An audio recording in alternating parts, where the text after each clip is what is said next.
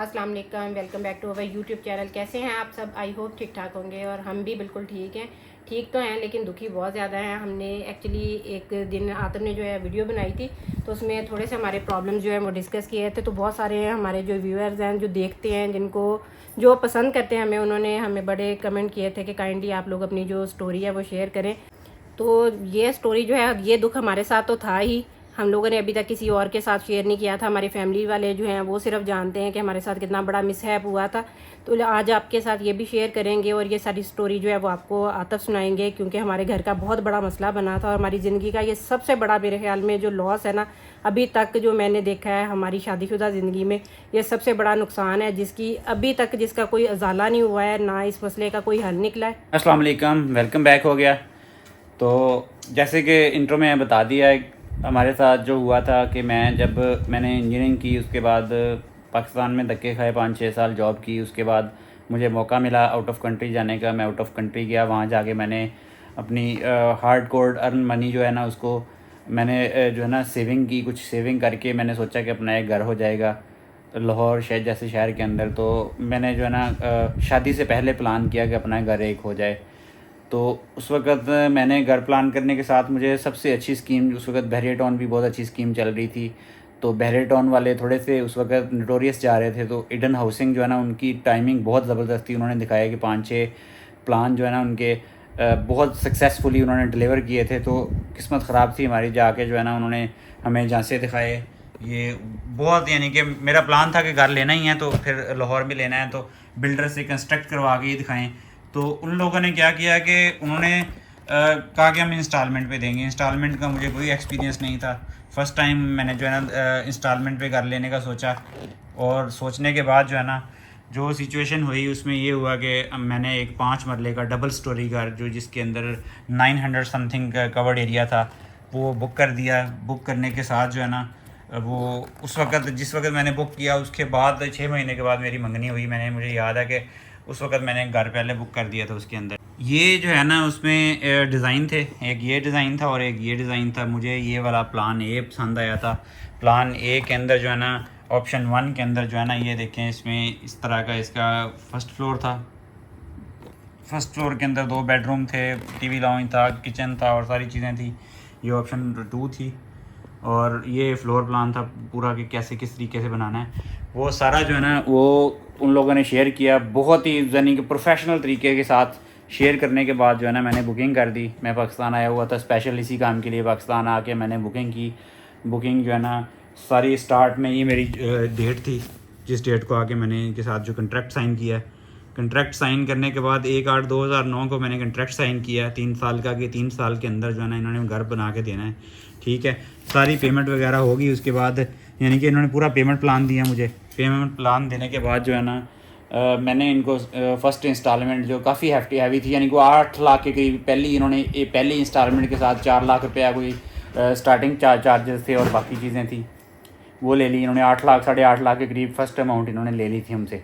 तो conformation letter मुझे मिल गया जब मैंने फ़र्स्ट पेमेंट और उसके साथ जो चार्जेस थे, 4 लाख के करीब चार्जेस थे मैंने दिए, तो मुझे कन्फर्मेशन लेटर मिल गया। पेमेंट्स मैंने दी तो मुझे एलोकेशन लेटर भी मिल गया। मुझे एलोकेशन लेटर में सारी डिटेल के साथ उन्होंने जो है ना हेड ऑफ़ ये सेल्स एंड कस्टमर थे, उन्होंने लेटर भेज दिया कि आपकी कन्फर्मेशन जो है ना प्लाट की वो भी हो चुकी। इस तरीके से करते हुए मैं तकरीबन जो है ना इसकी कंटिन्यूस जो है ना इंस्टॉलमेंट्स देता रहा। मैं 2012 में जब मैं आया हूँ तो मेरे साथ उन्होंने मुझे कॉल किया, स्पेशल बुलाया मुझे कि आपका जो है ना चार्जेस, उस वक्त तकरीबन आखिरी एक लास्ट पेमेंट थी जो कि हमने जब उस पोजेसन लेना था, पोजेसन वाली एक 2 लाख के करीब पेमेंट थी जो कि थी वो पोजेसन की, वो पेमेंट रह गई थी। बाकी पूरी की पूरी पेमेंट चली गई थी। जब उन्होंने मुझे कॉल की कि आप हमारे साथ एग्रीमेंट साइन करें और जो है ना आपका प्रोसेस जो है ना फाइनल ख़त्म हो गया है, उन्होंने मेरे साथ एग्रीमेंट साइन किया। इस एग्रीमेंट के अंदर जो है ना उन्होंने सारा कुछ लिखा है कि आपकी जो है ना ड्राइंग कैसी होगी, सारी साइन की है मेरे साथ उन लोगों ने, सब विटनेस और सब चीज़ों के साइन। उनका जनरल मैनेजर था कि खुरम भट्ट, उसने साइन किए हैं। सारी पेमेंट्स क्लैरिफिकेशन के साथ लगाई है कि आपकी पेमेंट क्लियर हो गई है। उसके साथ जो है ना उन्होंने स्पेसिफिकेशन बताई है मुझे कि आपके घर के अंदर जो है ना स्ट्रक्चर किस टाइप का लगा होगा, आपके घर के अंदर डैम प्रूफिंग किस तरीके की होगी, आपका किचन किस तरीके का होगा, आपकी बाकी चीज़ें किस तरीके की होंगी, सारी डोर्स किस तरीके के होंगे, बाथरूम किस तरीके से होंगे, आपके इलेक्ट्रिसिटी, फ़ोन, टीवी, लॉन्च और ये सारी चीज़ें जो है ना किस किस तरीके की होंगी, ये साइन किया हम लोगों ने आके 2012 के अंदर, जब पोजेसन मिलने के बिल्कुल करीब था। उनके जो लेटर्स जो उनके आए हैं कि आप पेमेंट जमा करवाएं, ये सारे वो लेटर्स थे जो मुझे आए हैं कि आप पेमेंट्स जमा करवाएं। और इनके अगेंस्ट जो है ना ये सारी रसीदें हैं जो मैंने जमा करवाई हैं, ये चेक करें।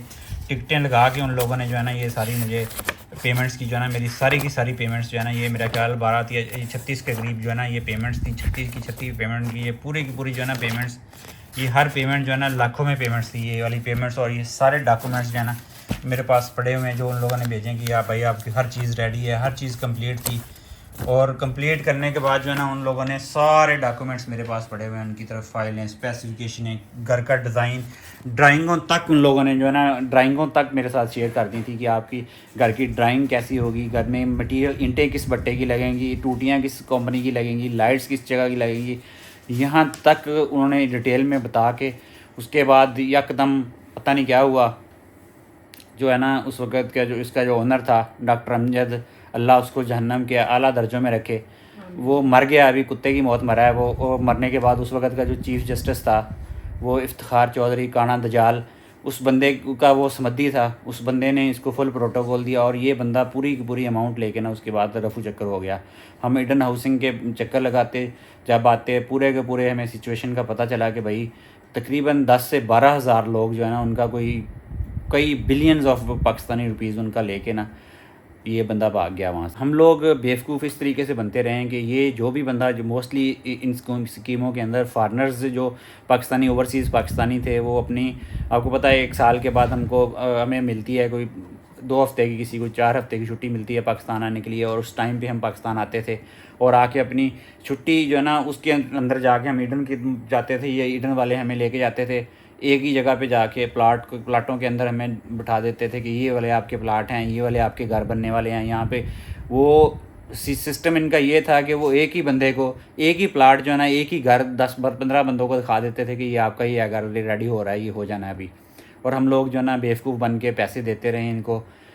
मैं मीन्स के 3 साल बाद हमें पता चला, जब रियलिटी हमें पता चली कि भाई इन लोगों ने तो पैसे लेके बहुत सारे लोगों को कुछ भी नहीं, वो जो एक्चुअल ज़मीन थी वो ऐसी था कि तकरीबन को 1000 बंदे की 1000 यानी कि प्लाट होंगे और 12,000 बंदों से इन्होंने पैसा पकड़ लिया। तो पैसा पकड़ के पूरी फैमिली को कनाडा शिफ्ट किया इन्होंने, डॉक्टर अमजद ने और डॉक्टर अंजम अमजद इसकी बेगम थी, दोनों ये डॉक्टर थे। और चीफ जो जनरल मुशर्रफ के दौर में ये उसके बड़े कोई पता नहीं किस तरीके से ये पॉलिटिक्स में आई, इसकी बेगम जो है ना मिनिस्टर रही है। तो इन लोगों ने जो है ना इस लेवल का फ्रॉड किया कि वो पूरे का पूरा, आप अंदाज़ा करें कि मुझे याद है कि जिस दिन मैंने ईडन की पहली पेमेंट दी थी उस वक्त एक दिरहम जो था ना 16 रुपये का एक दिरहम था, ठीक है, 16 रुपये का एक दिरहम। और लास्ट पेमेंट पे 22 रुपये का दिरहम था। आप अंदाज़ा करें कि 16 रुपये वाला दिरहम जो है ना इस वक्त 75-80 रुपीज़ का दिरहम है। और आप अंदाज़ा करें कि हमारी पूरी की पूरी वैल्यू जो है ना वो डी वैल्यू हो चुकी है। यानी कि 5 मरले का घर लाहौर में हमारे लिए लेना इस वक्त 2 करोड़, 2.25 करोड़, 2.5 करोड़ रुपए का 5 मरले का घर अच्छी सोसाइटी में। और हमारे जैसी एक मिडिल क्लास फैमिली अब सोच भी नहीं सकती इतने पैसे यकमुश्त कहीं से निकालने और फिर उसके बाद जो है ना सोचना कि लाहौर जैसे शहर में हमारा अपना घर हो जाए। उसके बाद हम लोग चलेंगे, हमारे अपने मसले मसाइल बनेंगे। फिर पाकिस्तान आके हम लोगों ने अपने छोटा सा घर जो हमारा इधर 5 मरले का घर था यही हमने लिया है एक यानी कि छोटे सिटी के अंदर, क्योंकि बड़े शहर सिटी के अंदर तो हम अफोर्ड ही नहीं कर सकते अभी घर लेना, क्योंकि हमारे पास इस लेवल का पैसा ही नहीं है कि 5 मरले का घर भी लाहौर में ख़रीदें इस वक्त जो हालात चल रहे हैं। तो यही हमने फिर सोचा और उस वक्त से लेके अभी तक, उस वक्त हमने बड़ा यानी कि बहुत सारी गवर्नमेंट के पास केसेस किए, पैसे लगाए, बहुत उसके ऊपर भी बड़ा पैसा लगाया लोगों। 3-4 ग्रुप बने, हर ग्रुप जो है ना पैसे 12,000 बंदा था, हर ग्रुप बनता था, लोगों से 4-4, 5-5 हज़ार इकट्ठा करता था कि हम जो है ना वकील करेंगे। आपको पता ही है 12,000 को 5,000 के साथ मल्टीप्लाई करें कितना पैसा बनता है।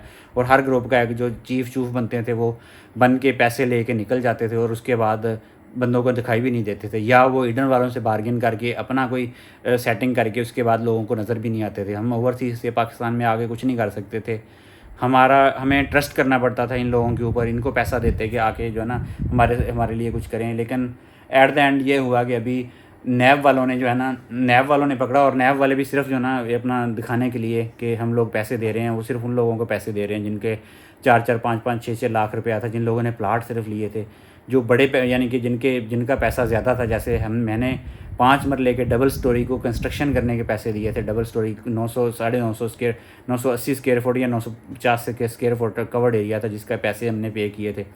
बड़े लोगों को नैब के पास गया हूँ मैं लास्ट टाइम लाहौर में जाके 2-3 दिन मुझे रुकना पड़ा। जाके मैं नैब के ऑफिस गया हूँ, नैब वाले मुझे कहते हैं कि आपका तो डाटा ही नहीं है हमारे पास। यानी कि आप अंदाज़ा करें कि वो कहते हैं आप जो है ना, जिनके बड़े प्रोजेक्ट हैं या घर हैं, वो डायरेक्ट जाके ईडन से बात करें। ईडन के ऑफिस गया हूँ, इनके ईडन वालों ने मुझे कहा कि आप बस जैसे गोली करवाइए। और इनका जो उस वक्त भी जब 2012 में जब हमें पता चला, तो उनका जो GM था, खुरम भट्ट उनका GM था, और वो बंदा जो है ना फ़िरौन बना हुआ था। हम उससे बात करते थे, हम लोग ये कर दें। वो कहता क्या करोगे, पैसा मेरे पास ज़्यादा है कि आप लोगों के पास। डायरेक्ट मुझे, यानी कि मेरे पास उसकी रिकॉर्डिंग्स पड़ी हुई। वो कहता पैसा हमारे पास ज़्यादा है कि आप लोग क्या करोगे, आप लोग वकील करोगे, हम लोग जज कर लेंगे, आप लोग जज करोगे, हम उसके ऊपर वाले बंदे हायर कर लेंगे। पैसा किसके पास ज़्यादा, हमारे पास क्या, आप कुछ नहीं कर सकते, हमारा जो करना है कर लो। और सही, उसकी बात सही निकली। 2012 से 2024 आ गया, हम लोग कुछ नहीं कर सके। हमारा पैसा, यानी कि हम 5 मरले का घर बनाने का जो हमने 3 साल के अंदर, मैंने वहाँ पे लोन लिया था UAE के अंदर। लोन लेके मैं 3 साल उसकी इंस्टॉलमेंटें, 5 साल का लोन लिया था मैंने, 3 साल में पैसा इधर दिया है, और वहाँ उसकी 5 साल में इंस्टॉलमेंट देता रहा हूँ। लेकिन उस पैसे का कोई फ़ायदा नहीं। और उसके बाद बहुत सारे डिप्रेशन में चला गया हूँ। मुझे काफ़ी बीमारियाँ इंटरनली लग चुकी हैं उसकी वजह से। इतना सोच सोच के कि हम लोग अभी 2-2.5 करोड़ का वो घर था अगर मेरा होता, यानी कि जो मैंने 2009 में जो ख़रीदा था, जो पैसे दिए थे, लेकिन कुछ भी नहीं मिला। पाकिस्तान के अंदर जो जस्टिस सिस्टम है, या पाकिस्तान की अदालतें, या पुलिस, या कोई अदारा, मिलिट्री, हाँ उन लोगों को लाजमी मिले हैं घर, कुछ लोगों को जिनके फ़ौज के अंदर अच्छे ओहदों में लोग थे, उन लोगों ने अपनी पावर लड़ा के ले लिए हैं। कुछ लोगों ने घर, कुछ लोगों को उन्होंने पैसे दे दिए हैं, कुछ लोगों को वापस लिए हैं। जो हमारी तरह जिनका कोई ऊपर नीचे कोई बंदा नहीं था, हम लोग वैसे के वैसे ही धक्के खा रहे हैं, कोई बंदा बात नहीं सुनता। ईडन में इतने चक्कर लगाए हैं, वो आगे से देख के कहते हैं जाओ यार, कोई कुछ नहीं होगा, जाओ आगे जो करना कर लो। ये सिचुएशन है पाकिस्तान के अंदर। लॉ एंड ऑर्डर की सिचुएशन तो आपके सामने है कि वो बंदा जो उसको प्रोटेक्शन कौन दे रहा था, जो चीफ़ जस्टिस ऑफ पाकिस्तान था उस वक्त का, उसने अपने समधी उस पर जो है ना फुल प्रोटोकॉल के साथ उसने प्रोटेक्शन दी है, और आज तक कोई बंदा कुछ नहीं कर सका। इस बात को आप देख लें कि 2009 से लेकर 2024 तक, यानी कि 25 साल आलमोस्ट, 15 साल हो चुके हैं आलमोस्ट, कुछ नहीं हो कर सके। और उस GM की बात मुझे अभी भी यानी कि वो मेरे कानों के अंदर गूंजती है कि आप वकील करोगे, हम जज कर लेंगे, पैसा किसके पास ज़्यादा है, हमारे पास या आपके पास। तो ये 100% दुरुस्त है। और आज के सिनेरियो में आप देख लें, यहाँ पे आम आदमी का कुछ भी, कोई भी पुरसाने हाल नहीं है। अगर है, सिर्फ उन लोगों का है जिनके तल्लुकात हैं फ़ौज के अंदर, मिलिट्री के अंदर, पुलिस के अंदर, जजों के अंदर, हमारे जस्टिस सिस्टम के अंदर, या कोई मिनिस्ट्रीज़ के अंदर, या कोई MP MNA है, वही लोग पाकिस्तान के करता धरता हैं। और एक आम बंदे का कोई बंदा बात भी नहीं सुनता। हम नैब में जाएं, वो नैब वाले हमें जूतियाँ तक उतरवा के हमारी तलाशी देते हैं कि आप नैब में आए हैं, पहले सारे कपड़े उतार के तलाशी दो कि आप यहाँ पे आए क्यों हैं। मैं लास्ट टाइम गया हूँ, वो इतने, उनके जो क्लर्क बैठे हुए हैं ना, जो रिसेप्शन पे बैठे हुए हैं क्लर्क लेवल के लोग, वो भी यानी कि इस तरीके से बात करते हैं जैसे फ़िरौन हो। वो कहते हैं कि आप वो यानी कि आप बिलीव करें कि इंसान तो बड़ी दूर की बात है, वो आपको क्या क्या कुछ समझते हैं, किस तरीके से बात करते हैं। तो ये है पाकिस्तान के उन लोगों की दास्तान, जो हमारा मुल्क रो रहा है कि मिलियन के लिए, बिलियन के लोगों को, और अपने लोगों की जस्टिस सिस्टम, हमारे मुल्क की सिस्टम आप देख लें कहाँ पे पहुँच गए हैं। किसी बंदे ने, किसी हुकूमत ने, यानी कि 2009 से लेके 2024 तक कितने लोगों की हुकूमत आई, कुछ नहीं हुआ हमारे, कुछ नहीं, किसी ताकतवर बंदे के ख़िलाफ़ कुछ नहीं हो सकता। और ये अलमिया है हमारे मुल्क का, जिसकी वजह से हमारा मुल्क आज यहाँ है। ये थी हमारी दुख भरी दास्तान, और हम लोग तो लुट गए हैं। उसके बाद बहुत लोगों से, बहुत सोसाइटी से हमें कॉल आई कि हम आप जो है ना इंस्टॉलमेंट पे घर ले लें, प्लॉट ले लें। लेकिन भाई दूध का जला छाछ को फूंक के पीता है। मेरे अंदर तो हौसला नहीं पड़ा दोबारा। हमने छोटे शहर के अंदर पैसे दे के लाइव, जो जितना छोटा सा घर था मिला है, वो हम लेके बैठ गए हैं। लेकिन हमने कभी कोशिश नहीं की कि भाई इंस्टॉलमेंट पे कोई चीज़ लें। पाकिस्तान के अंदर अगर आपके पास ताकत नहीं है, अगर आपके पास इख्तियार नहीं है, आप किसी का कुछ भी नहीं कर सकते पाकिस्तान के अंदर। ये पाकिस्तान के आम आवाम की सिचुएशन है जो आपके लोगों के साथ शेयर की है। तो ख्याल रखिएगा अपना और अपनी फैमिली का ढेर सारा ख्याल रखिए, और ऐसी किसी भी स्कीम में मत आइएगा।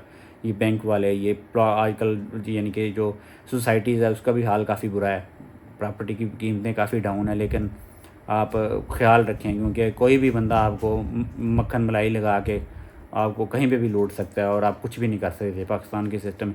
यही मैं चैलेंज करता हूँ कि यकीन करें, UAE में मेरे साथ ये हुआ होता, सऊदी अरब में मेरे साथ ये हुआ होता, 1 हफ़्ता 1 महीना मैक्सिमम उसके अंदर ना फ़ैसला होता। अब चाहे वो सऊदी यानी कि किसी रॉयल फैमिली का बंदा भी होता, मुझे यकीन है, मुझे उनके जस्टिस सिस्टम पे अभी भी यकीन है कि मेरा कभी भी वहाँ पे मसला बना है, कभी कहीं पे भी डिस्क्रिमिनेशन नहीं देखने को मिली। लेकिन हमारे मुल्क में इस्तेहसाल जो है ना, एक बहुत छोटा लफ्ज़ है।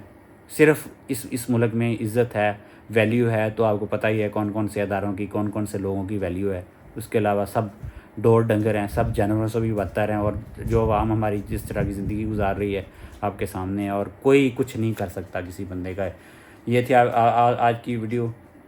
आई होप कि आप लोगों को बहुत ही यानी कि इसमें कोई इन्फॉर्मेशन मिली होगी। बाकी ये हमारी एक सबसे मेरी ज़िंदगी का सबसे बड़ा लॉस है ये जो हुआ है हमें। और अल्लाह ताला काश कोई ऐसा सिस्टम आए, काश कोई ऐसा बंदा आए कि जो हमारे दर्द को, हमारे अंदर की फीलिंग को फ़ील कर सके कि हम लोगों ने 16 रुपए का एक दिरहम कमा के इस मुल्क के अंदर डॉलरों की सूरत में पैसे भेजे उन लोगों को, और हमें एट द एंड 16 रुपए भी वापस नहीं मिले। यानी कि 16 रुपए वाला दिरहम भी वापस नहीं मिला। गो के 80 रुपए का दिरहम हो चुका है इस वक्त, लेकिन कुछ नहीं कर सकते आप उनका। अस्सलाम।